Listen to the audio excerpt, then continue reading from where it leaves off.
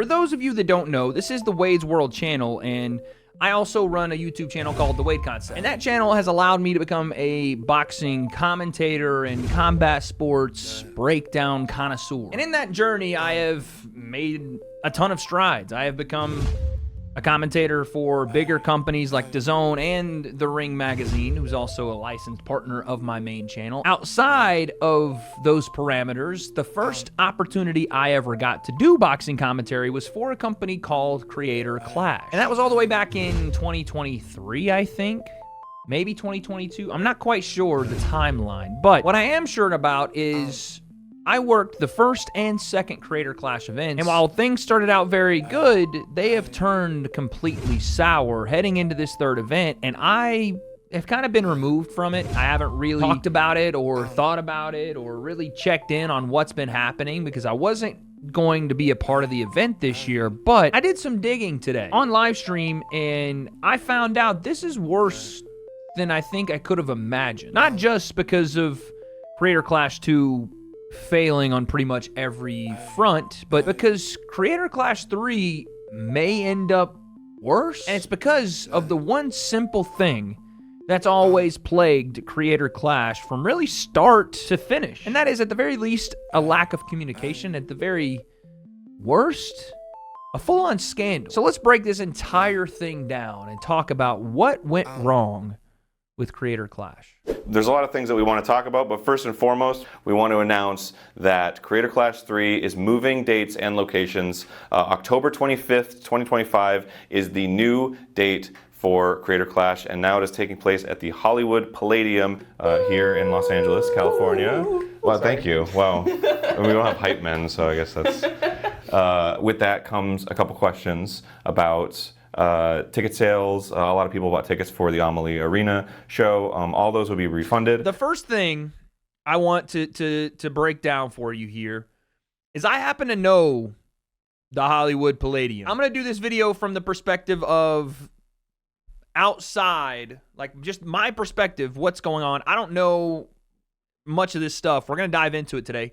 But the first thing I notice about anything that's happened so far, they have gone from the Amelie Arena in Tampa to the Palladium. I think this is a good move because the Amelie Arena is a 20,000 seat arena. And you guys that have been in this, content creator boxing, crossover boxing space know that I have always screamed at the top of my lungs that there's no reason to be booking massive venues if you're not going to sell them out. And this thing looked like it was one-way traffic toward completely underselling this event, if they even were going to have it. It was not going to sell 20,000 tickets. So they've moved it to the Palladium. I've been to the Palladium a couple different times. This is the type of event they need to be running for this, especially with all the bad press, with all the stuff that went on with last year's event. It bombed on pay-per-view. They did do well to fill up the arena last year, but this was cascading events, and it wasn't looking good for the event in general when they were supposed to have it. And then two of the co-founders, Ian and Anissa, pulled out of the event. They just pulled out. We're not being associated. And that was like a couple of weeks before the event was supposed to take place, which was also not sowing confidence into anyone's mind. So for them to reschedule this, push the date back, and put it in the Palladium where there's 4,000 people, and honestly, a lot more creators don't have to fly across the country because most of them live in either Los Angeles or the surrounding area, or maybe in Texas. It's a good move, is my point. This is the first right thing I have seen people involved with Creator Clash do since the first one. We'll be updating you on when the new tickets will be on sale. If you bought pay-per-view tickets, those still stand, but if for whatever reason you would like a refund, they are offering that as well. I'm excited to have it here too. There's so many people on like this side of the country. Also, for whatever reason, I mean, people might want a refund on their pay-per-view ticket because from what at least I've seen, people have pulled out of this event.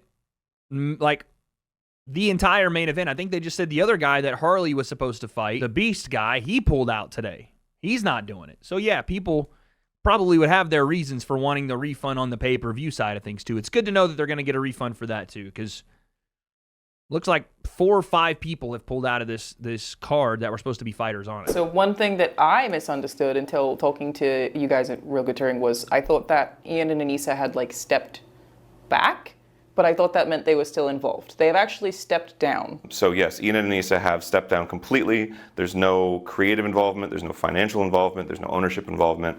They completely gave their stake to us, including their financial stake they actually dispersed among the fighters, which is very cool of them to do. Throw your questions at Aaron, basically. Yeah. Obviously, you have to acknowledge. Yell at me now.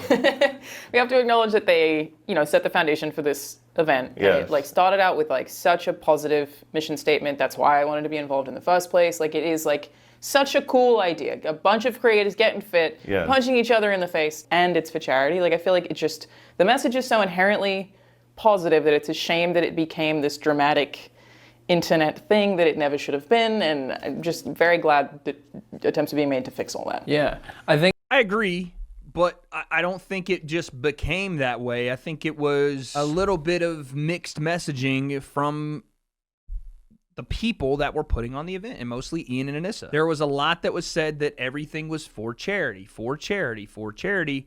and now, again, I've never run a charity. I don't know how much of them are for profit, right?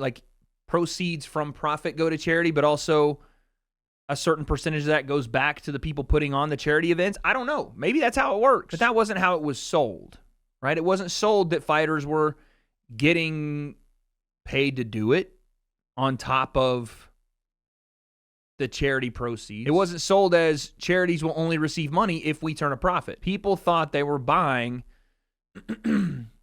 so that this would be given directly to charity.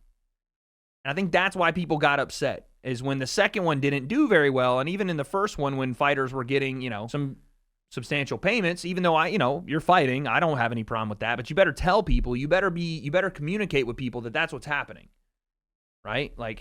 Sure, lodging and hotels and all that stuff and pay for training purposes, that makes sense, but when you don't tell people that's what you're doing and you just say it's all for charity or it's going to charity, proceeds go to charity, then people do get a little sour when it comes to light that that's not necessarily how it's all going. I think one of the biggest questions that people have is about how the event was run in the past and what is going to be different about it now, because obviously the first year was crazy successful. There was over $1.3 million raised, and so that was incredible. Second year, we upped the stakes, we made it a little bigger, and unfortunately it did not pan out in the way that we wanted, and there was no money raised for charity, which was so heartbreaking, especially fighting in it, putting all of that time and energy into doing this thing. And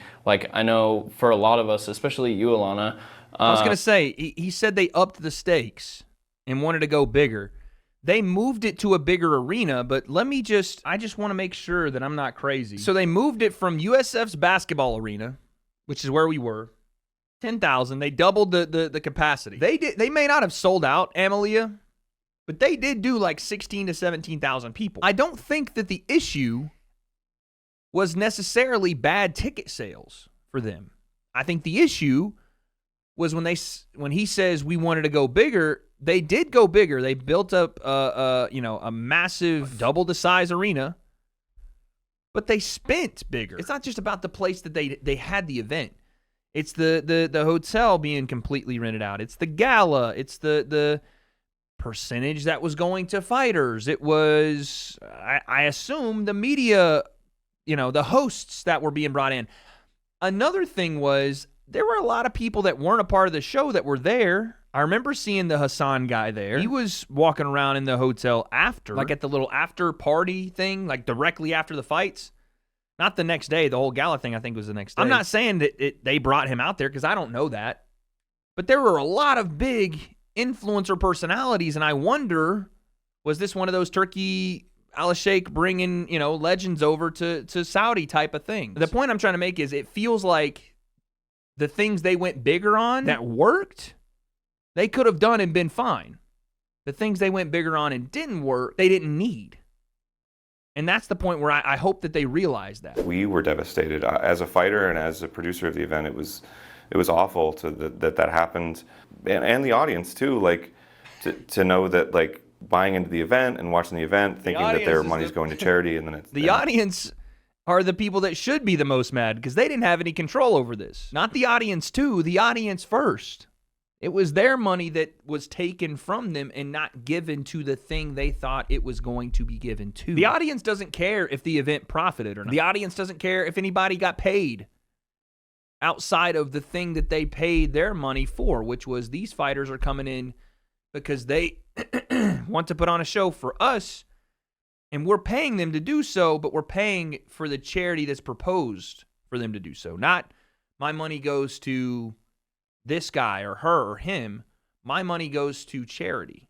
And that's where the disconnect is happening. The first two creator clashes, they ran on the same model. Naively, we believed that with the first creator clash that the success of the event would be shared with the charity. So funding it through various sponsorships, but mostly ticket sales and pay-per-view sales, pay for the event, and then everything else is gravy for charity, which luckily worked for that year. We raised $1.3 million for charity. It was great. With that thinking, we moved on to Creator Clash 2, scaled it up a bit, and it turned out that we weren't. I gotta hear that again. Would be believed that with the first Creator Clash that the success of the event would be shared with the charity. So funding it through various sponsorships, but mostly ticket sales and pay-per-view sales, pay for the event, and then everything else is gravy for charity. So they say they raised $1.3 million for charity in the first event. They also say that most of the funding for the event came from some sponsors, yes, but mostly ticket sales and pay-per-view. This would lead me to believe there was no investing in the event. There was no external investor in the event. Number one rule for a charity event, or really any event, is finding outside investment so that you don't have to bear the burden of ticket sales and pay-per-view to pay back your event, so more of it goes to the thing that you told people it would go toward. Does that make sense? Like, even regular boxing events that are trying to turn money, they have investors that cover base costs. So you have this idea to run for charity. I'm sure again, I didn't run things, I don't know, but there are a lot of companies that are looking to invest their money into a charitable donation for various reasons. So I'm kind of shocked by that there were no big-time external investors that could have covered base costs so that those profits weren't the only thing that went to charity. The entirety of it went to charity. You know what I'm saying? And then you have the breakdown of the $1.3 million. And that's where I think people are also asking questions, like how much of that went to charity? I don't know that we have the answer for that, but if we're doing the numbers, right? Let's just say that 1.3 is what went to charity. Because it said it was raised for charity, right? If 1.3 million was raised for charity, if that's the number we're saying went to charity, and fighters got 20%, and then Ian and Anissa got 34%, that would mean that the 1.3 million is 46% of something. So almost half. Again, if I'm reading this right, because I think we all know now that all of the profits didn't go to charity because there's baked in percentages, right? Am I meant to believe that they actually made $2.8 million on the event? This is what they said went to charity. So this is after the cost of the venue and production and all that. So if it made $2.8 million, which again, I could be wrong about, but we're a little bit in gray area here. If it made $2.8 million, we do 2.8 mil times 20% for fighters. So fighters got to split between themselves, or in some way, I don't know if it was even, but to split $560,000, right? How many fighters were on the card? Do we have 10 fights? So that's 20 fighters? This could be complete Steiner math, I'm not gonna lie. 1, 2, 3, 4, 5, 6, 7, 8, 9 fights. So 18 fighters. So each fighter around $30,000. I don't know if that's to cover camps as well. Who knows? Then you have that 34%. I don't know that this is what actually happened, but if that's the case, that's the number it would work out to. 34% being the number that Ian and Anissa took of profits. That would give you still the 1.3 or around that to send to charity. But that would also mean they made $1 million on this event. That would be fucking crazy that you almost made as much as you gave to charity. Which, you know, if that's how you marketed it, that'd be fine. But that isn't how it was marketed. Now, again, let's say our math is wrong, and let's say the entire profit, and by the way, you would have spent more than you gave to charity in the long run anyway, because that plus the 560 for fighters is actually 1.5. So let's say they didn't make 2 mil on the event. They very well could have, but let's say they didn't. Let's say they made the 1.3 mil, and that's the entirety of profits. Same math, 260,000 divided by 18. Each fighter gets 15K. I don't know who, again, did Dr. Mike make more than others? Was this really, how it was broken down? I'm not sure. But let's say that's what it was. Even then, we're assuming they're using the recently released profit split. That's what they said.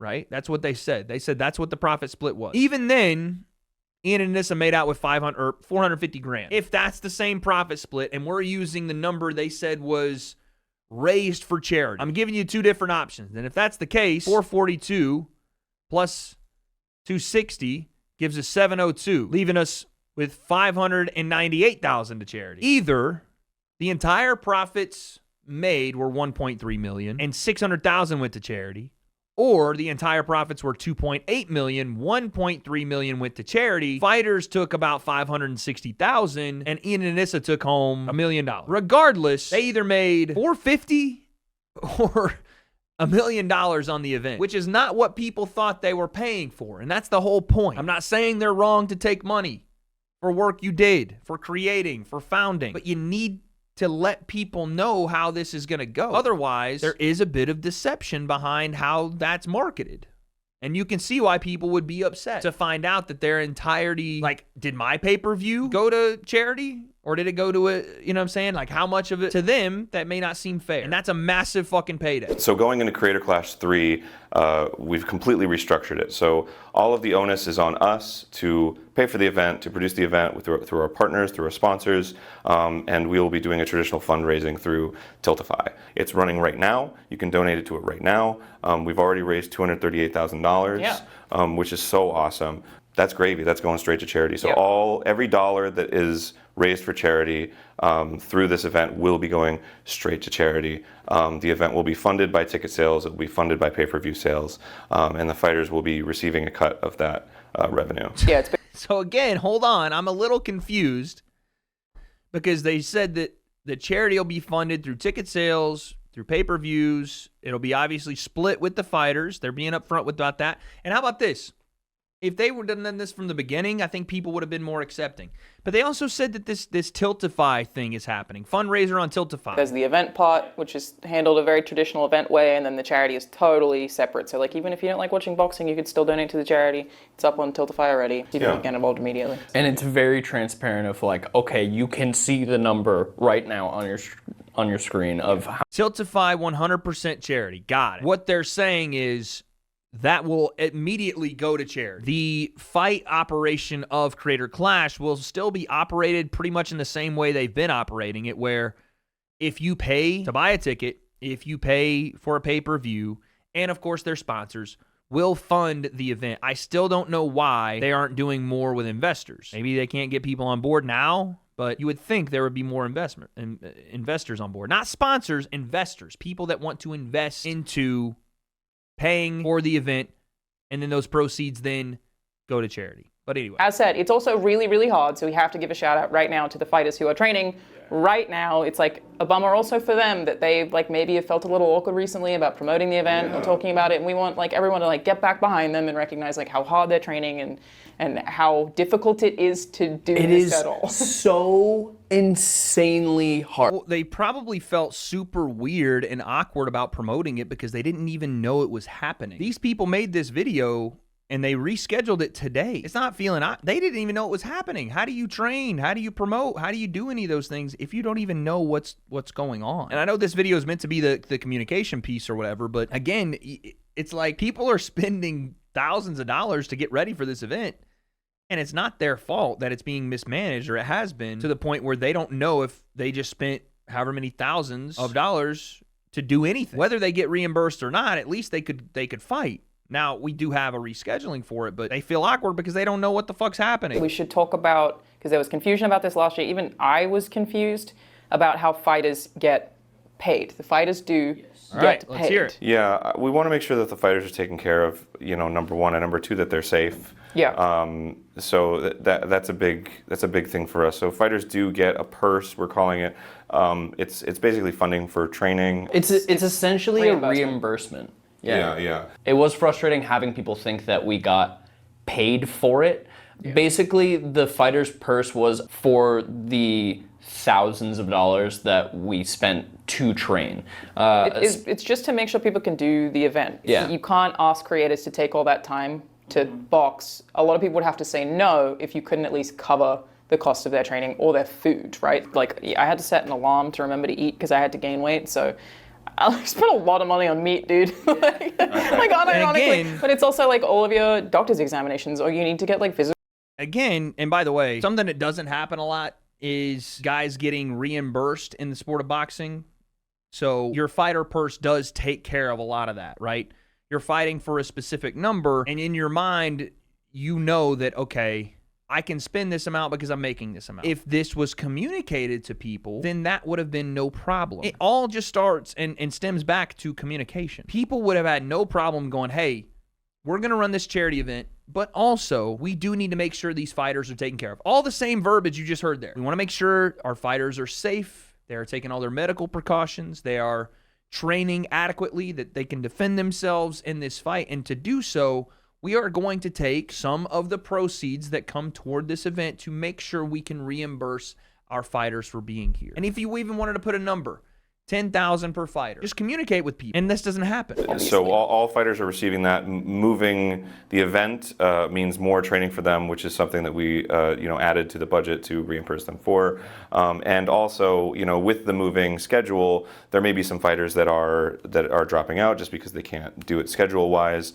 And the replacement fighters will also be compensated for their work and time. But there are other reasons that fighters have dropped out, and they're trying not to make this about Ian and Anissa, but Harley, in the video we watched yesterday with H3, essentially said that was the reason he dropped out, because of how political and how much drama had gotten involved with Ian and Anissa, and the lack of communication from them. I'm not sure if that's the case for everybody. We're going to take a look in a second when we get through this video, but there's a big reason why, and it's not just about the moving of schedules and pushing the fights back. It's probably more so about the lack of communication and just the uneasy nature of having to deal with a political commentary that goes along with a creator clash charity. Not only are you fighting on this thing, but now you need to debate Israel and Palestine. Like, you need to be in the midst of taking sides on a political issue because the founders and somebody not affiliated with the event are in a beef. So if you fight, it's like, what the fuck are we talking about? It's going to be an awesome event. We're going to blow the roof off. Let's punch cancer in the face. Let's do it. The biggest bully of them all. Take it down. Let's do it. We'll see you all there. Thanks, everyone. All right. So do you guys not already feel a little bit better with people, no offense to anybody, but with people not as polarizing as Ian and Anissa trying to head this thing up? Immediately, I watch that video and I go, you know what? I may not, be involved with this or have any real interest in it, but I don't have to take a side to watch this event now. Part of the reason people did not really fuck with Creator Clash 3, especially after what happened at number 2, was because they felt like they needed to take sides on if you're going to watch the event or if you're not. If you're going to participate, but if you're not. Now, I don't think it'll be what it could have been. I don't even know what it could have been after number 2. People had lost a lot of faith after that. But anyway, that is the video that Creator Clash has put out. Now, there is a personality on YouTube that has been covering this thing damn near from the rip. I could go back so far. Let's just start here. Again, take everything you read here with a grain of salt, because I don't know how much of this is truth, how much isn't, but we're going to get to some of it. But I asked for what has gone on and why has this become such a shit show. iDubbbz's friend made a video on accusing Ethan Klein, H3H3, of abusing his kids. We're not even through the first fucking sentence, which many believe led to CPS coming to investigate his house and interview his kids. Ethan's son had the stomach flu, which Ethan had openly inquired was, I don't even know how to pronounce that word, a form of diarrhea. Just the first sentence. A friend made a video accusing H3, the guy we watched yesterday, of abusing his kids? What the fuck are we talking about? And then CPS came to his house? Ethan's son had the stomach flu. Okay, all right, we'll move on. Ethan called out iDubbbz for being friends with people like that. Fair. Who made it seem like Ethan's son was on the verge of dying. The kid was fine. Giardia is actually a fairly common flu, I guess. but his friend made it sound like it was a rare disease that could kill the child. iDubbbz made a video saying Ethan's a bad person and said Ethan may actually be a bad dad. Lena, AB's wife, don't know who that is. AB, what the fuck was the guy's, was that the star killer? Lena dropped from the event as her and AB work, with H3. iDubbbz also collaborated with very far left content creators in his video about Ethan, which made many of the fighters on the card feel like participating in the event was an endorsement of those extreme beliefs, supporting Hamas, saying America deserved 9/11. What the fuck? I don't even know what to say to any of that, but I gotta be honest, I don't know. Again, this is one person's retelling of the story, and I'm sure there's been millions of different angles, and I'm sure there's another side of this that probably doesn't make it sound like what's being said here, but if that is in any way true, I, as a fighter, would feel weird about it too, especially the fucking AB and his wife. Why would I fight on the person's card who's going after my boss, saying they're fucking abusing their children, saying they're bad people, bad parents, whatever, and then I'm gonna go fight on your event? And also, if I was a fighter, I just want to go and support charity, but now I'm being roped into this, again, being supportive of Hamas or being supportive of Israel discussion that I don't want any place on. I just signed up to fight for charity. I didn't sign up to play divisive politics or to be complicit in, or to have some sort of silent endorsement of it, one way or the other, which is insane. Anyway, there's the guy that's been covering this thing. It does feel like it's covered in a way that isn't very favorable to Ian and Anissa, but he's been covering it, so we have to talk about it. Nicholas Diordio.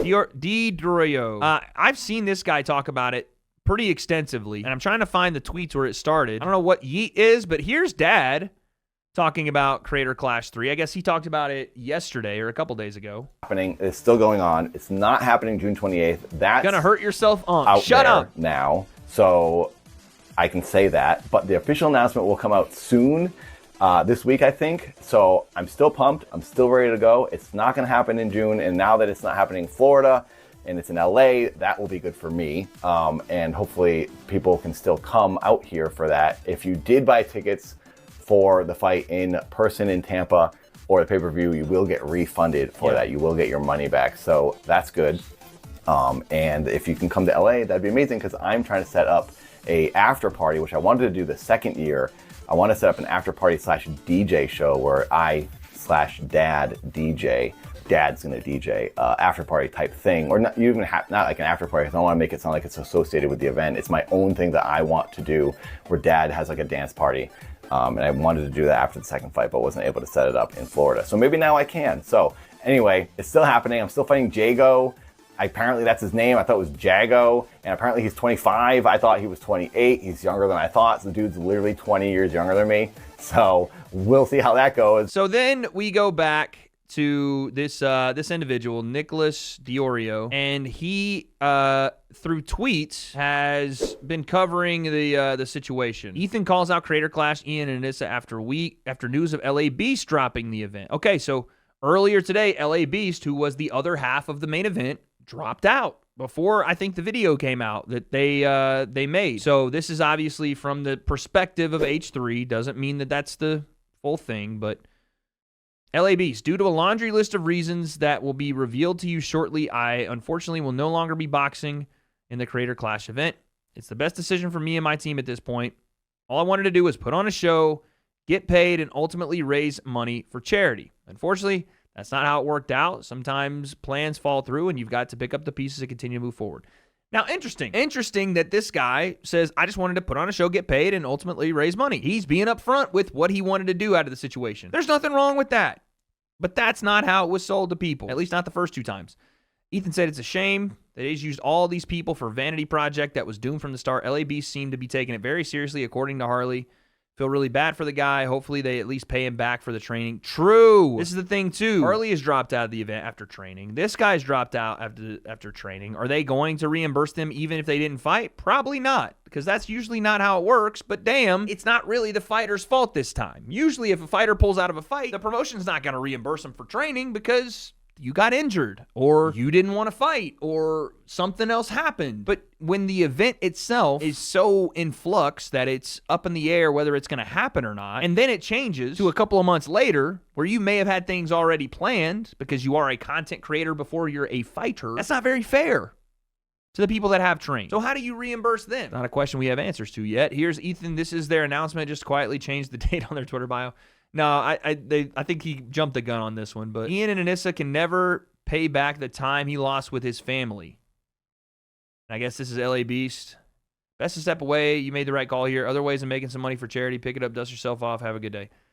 How's it gotten to this point is a real bummer. Selfishness on the part of a select few, has taken away from the charity aspect and fighters who put on the sacrifice, the gym training the last few months. I sacrificed my time away from my newborn son and wife to train 5-6 days a week. Yikes. Well, that puts, again, a select few under the microscope. I'm not sure why people don't just say it's Ian and Anissa if that's what they think, too. Like, just come out and say it. So we have that. Let's look at the iDubbbz tweet. I wanted to clear some things up now that Anissa and I are no longer a part of Creator Clash. When I announced CC3, it's a new business model. The communication wasn't clear. That seems to be a reoccurring theme throughout Creator Clash. Looking back on my video and the current reaction, it was obvious it was too vague. Again, they should have learned this after number 2. Things were too vague at number 2. So to come back and be vague again in Creator Clash 3 shows me that you didn't learn anything. And this is not like they just announced the event right after number 2. They had 2 years. When the number 1 complaint coming out of number 2 was there was not a clear communication as to where money went, and people are upset about that, especially seeing as the money that was promised was to go to charity didn't go there because they couldn't make a profit. Looking back on the video and the current reactions, obviously it was too vague. It remains true that I earned a fight purse for CC1 along with other fighters, and we did not profit at all from CC2. After CC2 failed to raise any money for charity, we knew it was time for a different business model. We restructured so that the funds from our charity partner would be raised on Tiltify separate and apart from the actual event. We then decided that this year we would take a profit share from the for-profit side of the event, should the for-profit side even succeed. I feel sorry for any confusion that Anissa and I have caused.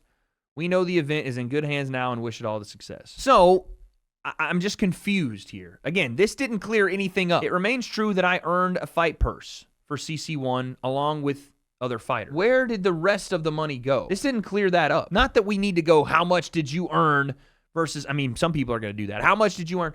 We just want like a concrete, what was the amount that went directly to charity? That's really the only answer people need. And how much did you profit? That way we know how much was not given to charity and how much was. And then he says, and we did not profit at all from CC2. We meaning Creator Clash, we meaning myself and Anissa. And he says we restructured so that funds from our charity partner would be raised on Tiltify separate and apart from the actual event. Then we decided this year we would take a profit share for the for-profit side of the event. Should the for-profit side of the event succeed. Just say that we are doing an event to make money. We're going to put on a Creator Clash. But the charity side is this. If you want to donate to charity, it really doesn't have anything to do with the event. So they really should stop calling it a charity event if they're not having the people that buy. This is how people get confused. That's not even more clear. It's almost like putting a fucking hat on and then putting a hat on top of that hat instead of just fucking taking the hat off. It's so, like, you're over-explaining something to make us more confused. So, okay, for the last time, this is a regular boxing event that has a charity attached to it that if you want to completely separate from the event, donate, and I'm sure they'll plug the charity, you can do that. But if you buy this event, if you buy a ticket, if you buy a pay-per-view, you're buying a boxing event, and that money goes to the fighters and the production and the renting of the venue. But you're telling people it's a charity event. Stop telling people that because it's not what it is. That was the whole issue with the lack of communication behind number 1 and 2, that it's a charity event, charity event, charity event. It's not a charity event. It's a boxing event that you are perpendicularly associating with a separate charity that has nothing to do with people buying the boxing event. I was a part of the event and didn't know any of this. I didn't know where money is going. Outside of the fact that I was offered and said, no, I'm all good on that. I want to be there.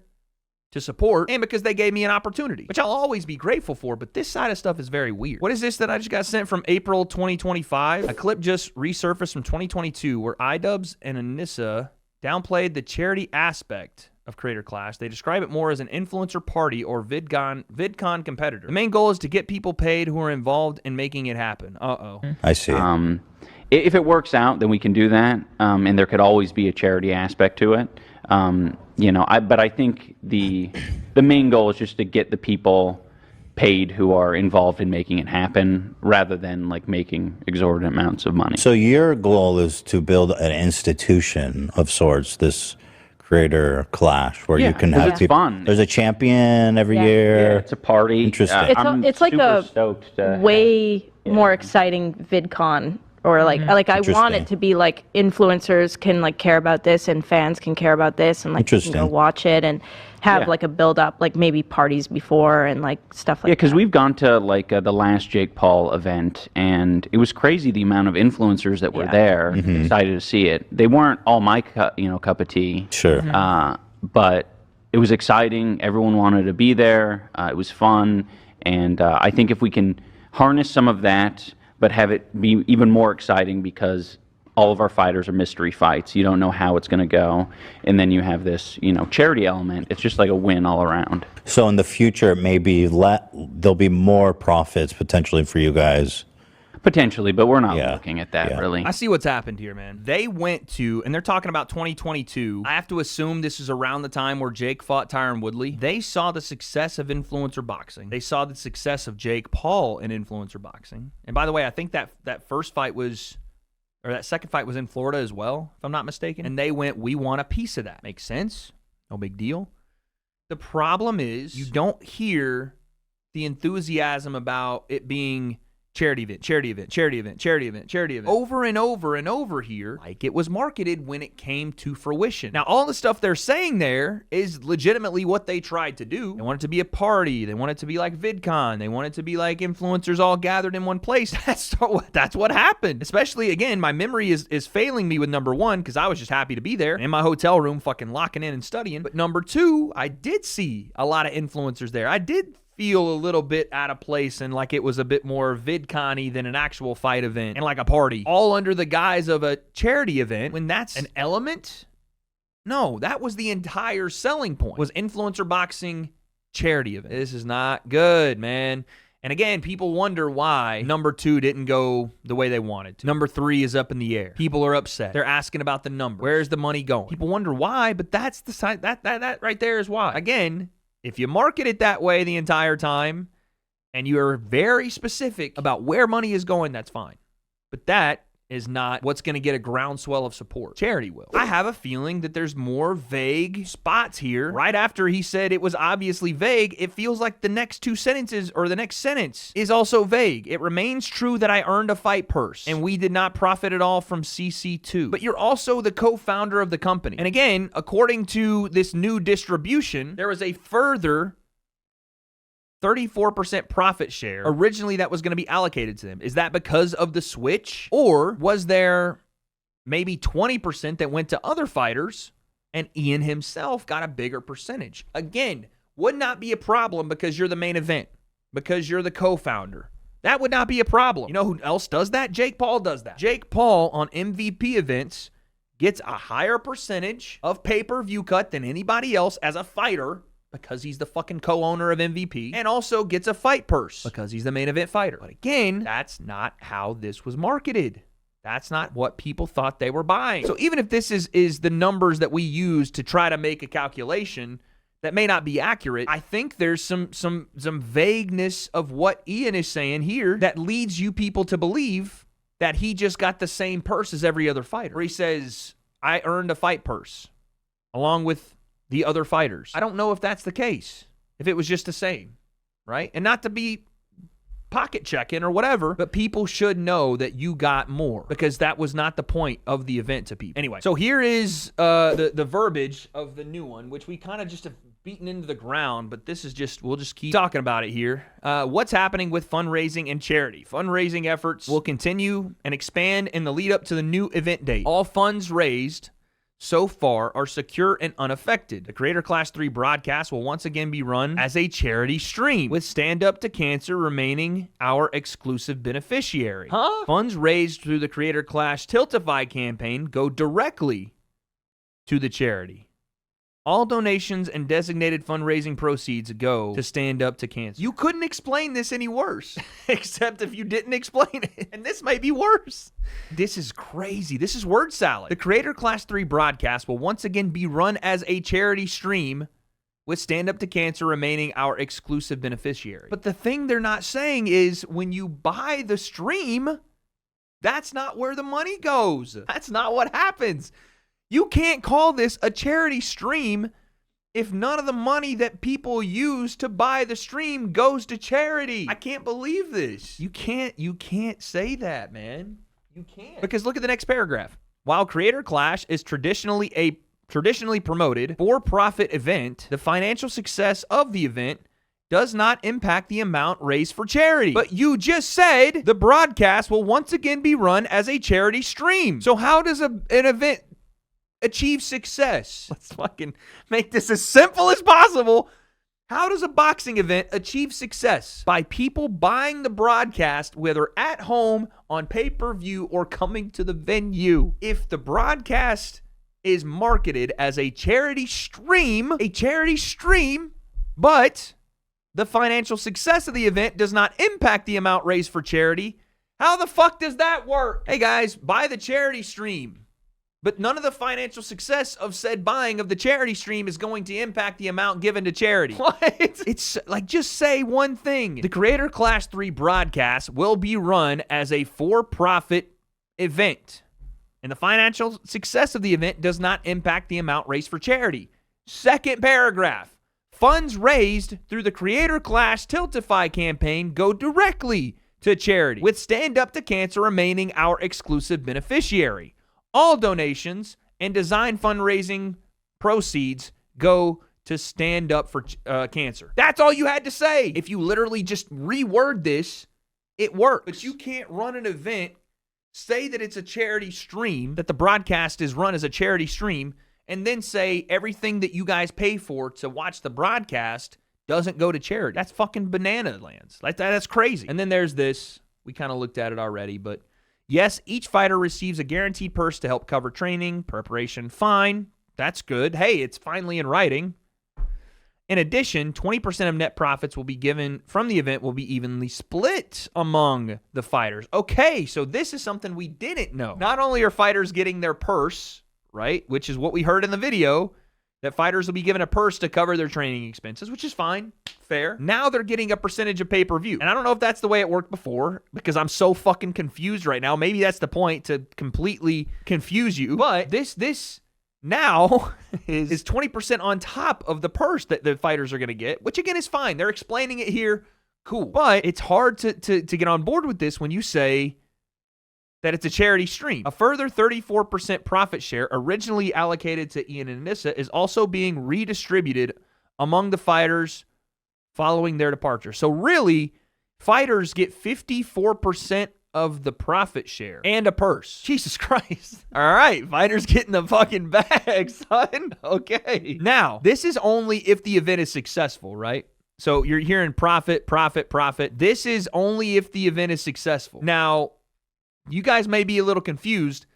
None of this goes to charity, okay? None of the amount of money that is being spent on the actual event, I need you to understand, none of it goes to charity. So the other 46%, that leads me to believe that they believe that 46% of profits will cover their ass when it comes to renting the venue, all the hotels, the travel, the production costs, all of that. That's what I think. The 46% is meant to cover their expenses.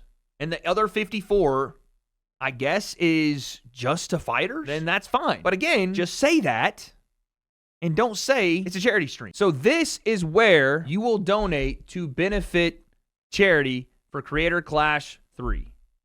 Right here. This has nothing to do with the event. If you didn't watch a single round of boxing, and wanted to donate to charity, this is where you would go. You could legitimately say, I donated to Creator Clash and never watched the event. The problem is, and this is all great, by the way. You can't really deny that raising this amount of money for charity is awesome. Problem is, they are not marketing it that way. That one lady in the sit down was the most clear about it, but what they're saying is not what's happening. They are, once again, calling this a charity stream. Nothing like in the event in general has to do with charity. Nothing about the stream, the broadcast, the venue, the fighters. The event in general has to do with charity. It is just alongside the event, there is this. They're saying it's a part of Creator Clash 3, and maybe they'll promo it hopefully they'll promo it in the event, but you're not supporting charity if you support Creator Clash 3 unless you do both. If I go to creatorclash.com, hold on a second. This part right here could get really fucking weird. And it just hit my fucking brainstem. Now, granted, if you're already on the website, here's the donate now button, right? And it's in clear view, whatever. But if you do want to get more information and you go to creatorclash.com and you think, oh, let me just buy a ticket, you may generally think you're buying an actual ticket for charity. And you're not. You're buying it for the event. And that's it. Now, what is this? 100% of net proceeds will benefit Stand Up to Cancer. So can you donate here and it goes to the thing? Let's try it. Because this is important. This is important. I want to see if this works. What's the number at right now? 237,886. Just a little test here. A little test. I don't know when it hits the grandstand here. Let's give it some time. I want to see where that goes. I didn't drop 50. I dropped 10. We need this number to say 89659. That's what we need that number to say. It'll take some time. Let's give them the benefit of the doubt. Anyway, the point I'm trying to make with this entire thing is it's very difficult unless you give people a walkthrough to even know that this is a part of, like, you could not know how to, like, what the add-ons is, whatever. There's no direction for people to click on that, like click on the add-ons to benefit Stand Up to Cancer. Instead, there's just this, right? There's just the click on the ticket. So if you were reading that this was a charity stream and you had no idea where the link was to go, because I didn't, you have no idea where the link is to go to Tiltify, but you know Creator Clash because you watched a couple of them, or because you know your influencers and they're going to put the link to creatorclash.com in their description, and you go and buy this ticket, you're not contributing to charity. This is not a charity stream to you. You just bought a boxing event. No big deal. But saying like fundraising on behalf, while you're not doing the fundraising for the event, there's a separate entity that does it, is just odd. It's just an odd thing, man. Just an odd thing. Anyway, you guys let me know, should we keep diving down this disgusting rabbit hole of debauchery and fucking drama mixed with real life issues and Creator Clash confusion? I don't know. But they're saying it's a charity event, but the reality is this is a boxing event that has the option for you to donate to charity. The vague miswording, mishandling, up in the air, back and forth, involving Israel-Palestine, and then kind of ditching the event from Ian and Anissa, it's all completely destroyed this event. And it's a sad thing because this thing, it started as a come-together moment that everybody could get involved in, and we all really felt good about. To now see where it's gone is such a damn shame. But what happens next for Creator Clash, I guess we'll keep up and see what they say. But as of right now, I don't have those answers. So, guess we'll find out.